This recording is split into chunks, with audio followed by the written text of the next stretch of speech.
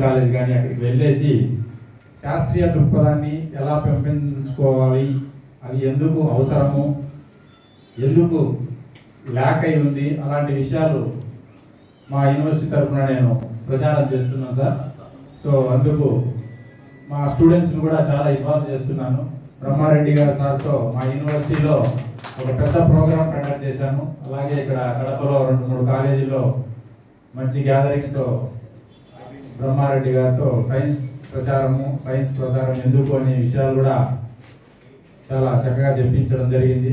చాలామంది మోటివేట్ అయ్యి ఇప్పుడు కూడా చాలామంది ఇక్కడ పార్టిసిపేట్ చేస్తున్నారు. సో ముఖ్యంగా మనం అందరము శాస్త్రీయ దృక్పథము పెంపొందించుకోవాలి అని మాట్లాడుతూ ఉంటాం చాలామంది. అది ముఖ్యంగా మనం ఎందుకు పెంపొందించుకోలేదు అని చూస్తే మనకి 2 ప్రాబ్లమ్స్ ఉన్నాయి. ఒకటి సామాజిక విషయం ద్వారా మనం తెలుసుకోవచ్చు, అది. ఇంకొకటి డార్క్ మ్యాటర్ అని ఉన్నది. అంటే మనం అందరం ఇప్పుడు వరకు అంతా తెలుసు అనుకుంటున్నాము, కానీ 94% మనకు ఇంకా తెలియనిది ఉంది అన్నమాట.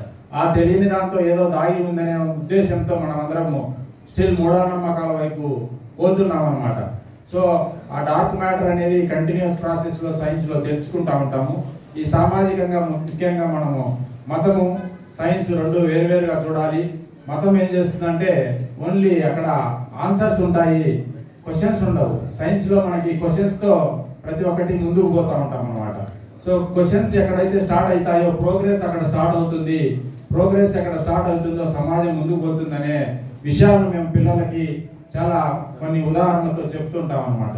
సో అలాంటి విషయాలు ఇక్కడ కూడా కూలంకషంగా చర్చించి ఈ 2 రోజులు ఫ్రూట్ఫుల్గా జరిగి మంచి విషయాలతో మన రాష్ట్ర కమిటీ ముందుకు పోవాలని, మంచి కమిటీలు ఫామ్ అయ్యి ప్రజలకి ఏదైతే అవసరం అవుతుందో అలాంటి విషయాలను ముందుకు తీసుకెళ్లి మంచి ఉదాహరణలతో ముందుకు పోవాలని ఈ సందర్భంగా నాకు ఈ అవకాశం ఇచ్చినందుకు ధన్యవాదాలు చెప్తూ సెలవు తీసుకుంటున్నాను.